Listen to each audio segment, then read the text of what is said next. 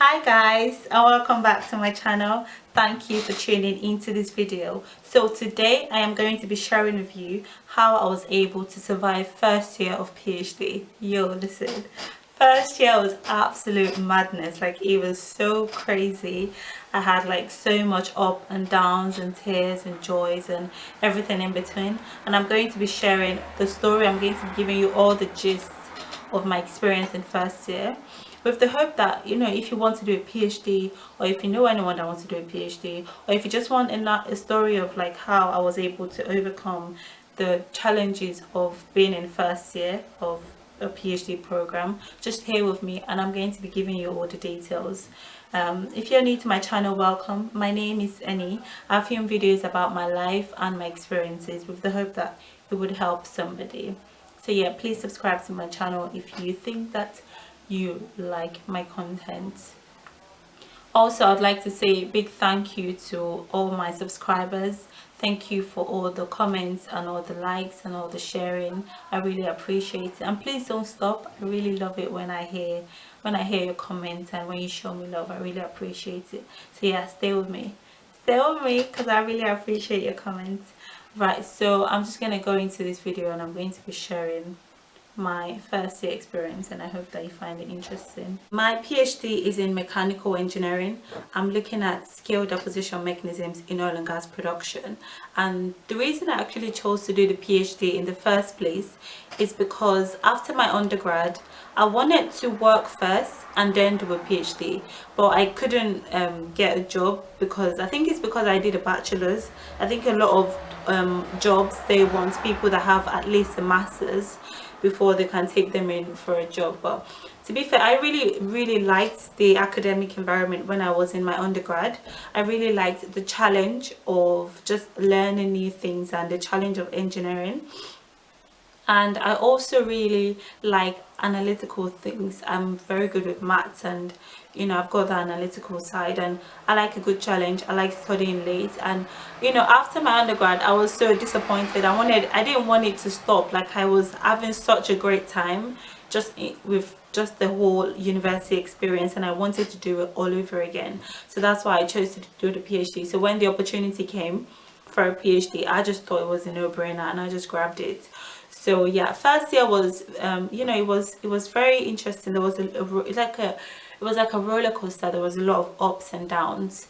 So the first 3 months was mostly reading.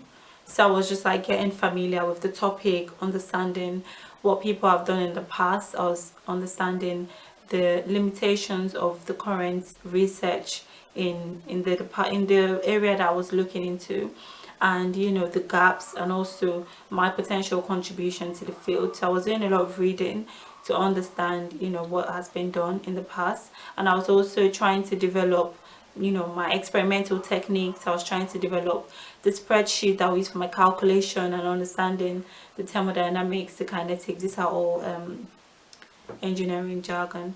But yeah, so I was just trying to really get to grips with the field, and thankfully I have very supportive supervisors, and also my company. I'm sponsored by a company, and they're very supportive as well. They understood that naturally I came with some inexperience, and so they gave me the space to be able to learn and to be able to get the understanding. And after reading, then we went to the labs. I started designing the experiments and trying to determine how I'm going to be able to get results that will be able to answer the question of my research, which is how fast does scale grow in low SR solutions. So yeah, I started designing the experiments, and one thing I found interesting with designing experiments is that I thought that the setup will be ready for you in the labs, and you will just go there and run the experiments, get results, and go home. But yeah, that was not the case. I had to purchase all the equipment that I was going to use to run my tests. I had to literally, sometimes I had to call the people that are selling the equipment to get the specific dimensions of what I want to purchase. And yeah, that it was different in that regard. My expectations were different in that regard, but again, I am incredibly grateful to my supervisors for their support and just for guiding me through that stage. And so right now I'm at the point where I'm fully confident with my experimental design, and I've tried them. I have some preliminary results, and I know what I'm doing to a certain degree, so I'm really grateful for that. And so after designing the experiment, then I started working to get preliminary results. And yeah, that was good. I mean, I feel like, yeah, it's just first stage, just trying to get to grips with your work. It's just like trying to define the project, define the experimental plan, trying to have an experimental matrix, and have an indication of what you aim to achieve at the end of the PhD. So that was that. And also I had to write a transfer report, and so the report will consist of, like, what is currently being done in the field, your contribution to the field. You should be able to demonstrate to the examiners that you have an experimental technique set up. Maybe you might have even some preliminary results to give them an indication of what you aim to do in second year. And just just give them, you just need to present something that shows that at the end of 3 years you should be able to have a PhD, and you have like you have a clear question, you have a clear structure of your topic, and you really understand the field and your contribution. So that's what the transfer is all about. And yeah, the transfer process was very interesting. But one good thing that I think, one good attribute that I have, is that I always start my work early. So if you give me a work, I start it the same day, because I would much rather finish my work. If I have a 6 month timeline to do a project, I would much rather finish the work within the first 3 months and relax afterwards, rather than starting a month after and, like, just working towards the deadline. And I think that was one of the things. But naturally I was naive in some aspects, like I didn't really understand how to understand in well at the time I didn't really understand, like, when you're doing a literature review, even when you reference something, you have to completely change the words. I didn't know that. I just thought, even if you take something from a source, as far as it's referenced, you won't get in trouble for plagiarism. But yeah, I had to learn that you have to completely change the words. And these were some of the issues I had with the first presentation. The examiners were like, you need to be able to critique literature properly, and so they told me to go and write the literature again. And well, thankfully I was able to do that. And after the second presentation, they were like, we're happy with your work, you have shown that you understand your work, you've been able to show that you have worked on the comments that we gave you in the previous examination. And yeah, that was really good. Another interesting thing with research that a lot of people might not know is that a lot of times things don't go to plan. So say, for example, if I say today I'm going to run an experiment for 5 hours, I can get into the labs and the equipment is just the equipment is having a day off and decides not to work that day. Or maybe there might be a fire alarm in the labs, or maybe just something just always seems to come on. So, like, that's one of the things that I learned very early on in the game. And so, like, because my PhD is a case award, so what that means is that I have monthly meetings with my sponsors. I just never ever want to be in a position where I'm presenting excuses. I never want to tell my sponsors, oh, I'm really sorry, I couldn't get results because there was a lab inspection and they shut down the labs, and there was fire alarms in the lab. Or just trying to give them, I just never ever wanted to give them excuse, because I just felt like it's such a huge privilege that I get to work for a company and they get to pay for my PhD, and I just never ever want to disappoint them. I wanted to always show them that that they did right for investing in me. So I always started my work very early on. I never left anything to the last minute, just so that I give myself a good margin for uncertainties, or for any anything that might come up, any unwanted experiences that might come up in the lab. So I always started my work early, and thankfully my sponsors are relatively happy with my work, so which that's good. And yeah, that was interesting. And so yeah, so that was the whole of first year. It might seem like I'm not giving a lot of details, but that's just like a broad overview of how I found first year. And yeah, just in case you want to do a PhD, these are some of the things that you might experience. If you have specific questions on that, you can let me know. So next, I'm going to be telling you about my specific struggles and how I was able to cope with the struggles. So yeah, so I'm going to be talking about the struggles that I faced when I first started my PhD. The first struggle that I faced in first year of PhD was adjusting to working alone. So prior to doing a PhD, I did my undergrad in chemical engineering, and whenever we had a project, it was always a group project. And because it's undergrad, we had a class of 90 students doing the same topic, but with PhD it's just one person focusing on a certain like a specific research question, and doing something that's completely different to everyone. And because also my work, I'm doing kinetic projects, and so what that means is that I had to stay in the lab to take samples at different time intervals. And because no one else was doing the same thing, sometimes I'll be in the lab by myself, and just adjusting to the reality of working by myself. It was initially hard, and because it's not something that I was familiar with, or it's not something that I've experienced before. It took me a while to get comfortable with that kind of working environment, but now I'm better with it. I'm able to cope better with studying by like being in the labs for myself. Like for example, whilst I'm waiting to get samples, I can be analyzing some results, I can be reading some other things, and I just found a way around it. But initially it was a struggle. And one of the things that helped me, when I was going through those initial struggles, I just kept reminding myself why I decided to do the PhD. The good thing with me is that like no one forced me to do the PhD. Like I wanted to do the PhD, so I couldn't blame anyone. I couldn't blame my mom for my struggles. I couldn't blame anyone else. I just had to tell myself, you chose to do these things, and you just have to keep going and not give up and things like that. And now I'm a lot more comfortable with it. Like I like it's just part of the package, just having to stay in the lab to get results. And the good thing also is that I have a good supportive system, like like my supervisor, like I said earlier, and also my colleagues. Shout out to them, they are very supportive, and they're very real. They share their experiences and the struggles as well, so it doesn't make me feel like I'm crazy or I'm the only one that's struggling. So yeah, that was my first struggle, just adjusting to the reality of working by myself. But now I'm a lot better, like you just understand that this is part of the package, and you just have to adjust to the reality of what a PhD is about.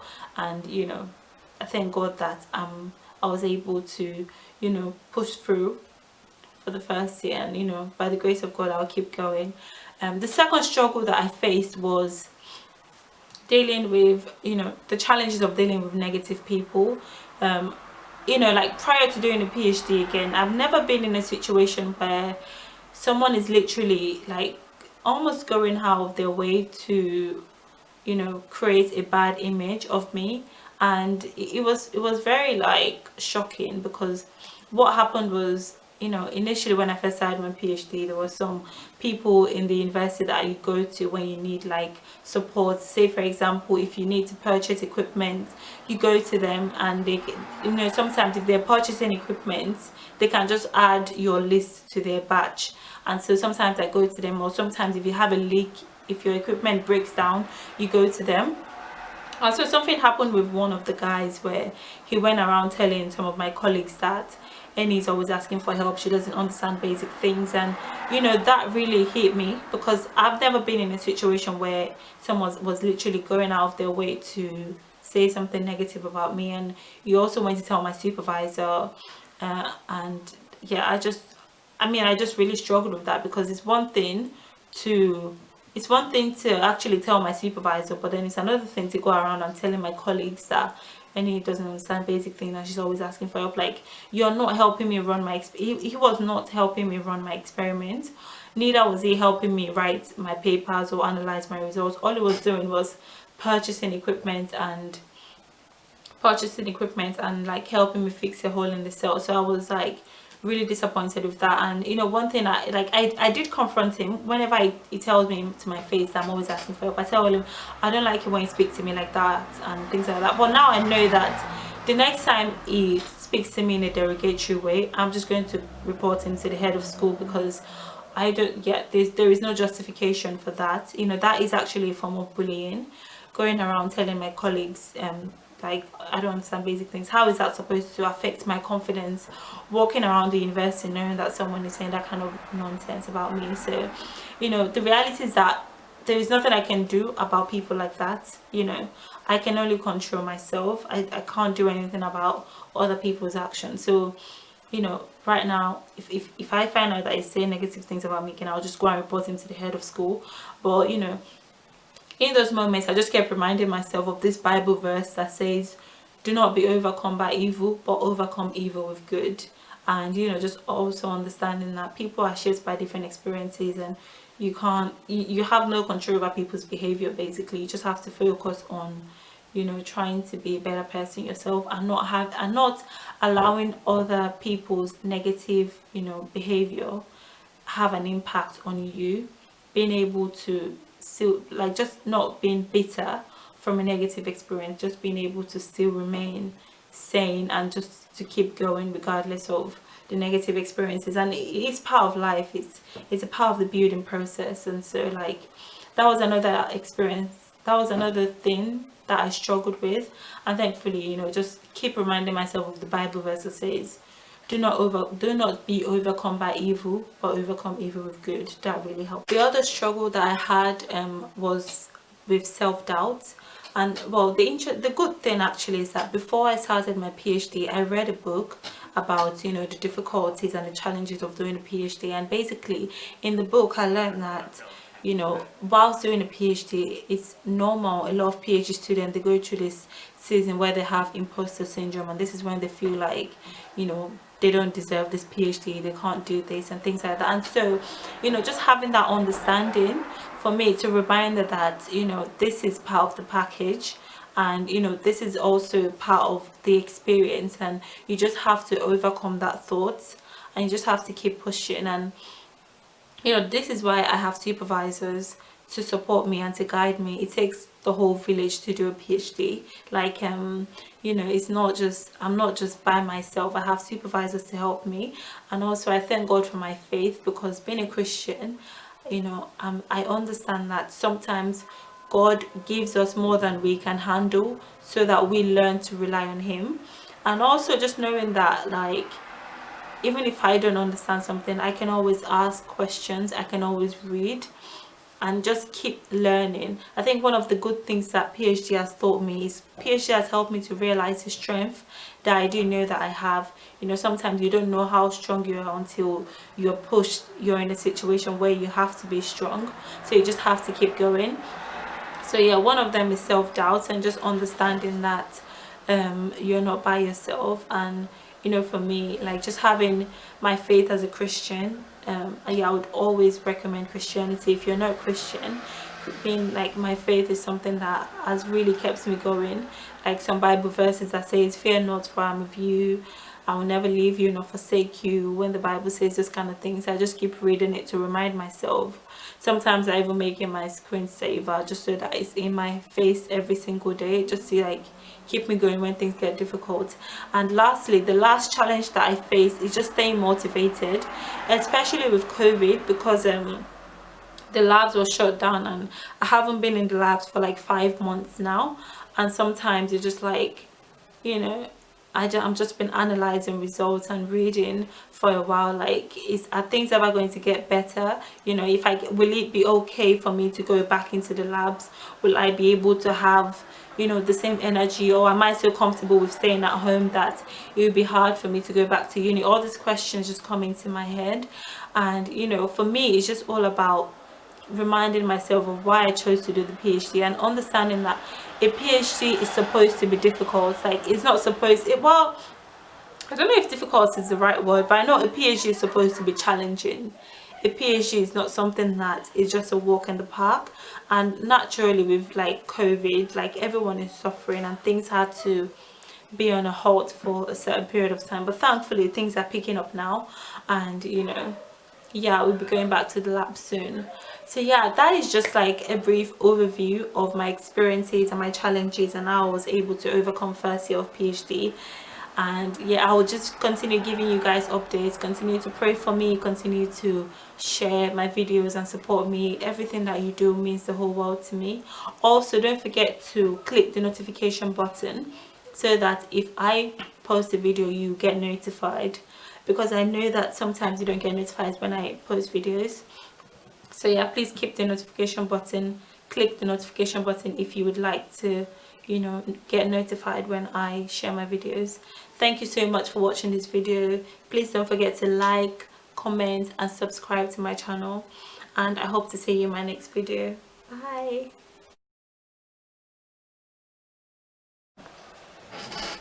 Hi guys, and welcome back to my channel. Thank you for tuning into this video. I'm just trying to see if the light is perfect before I start filming this.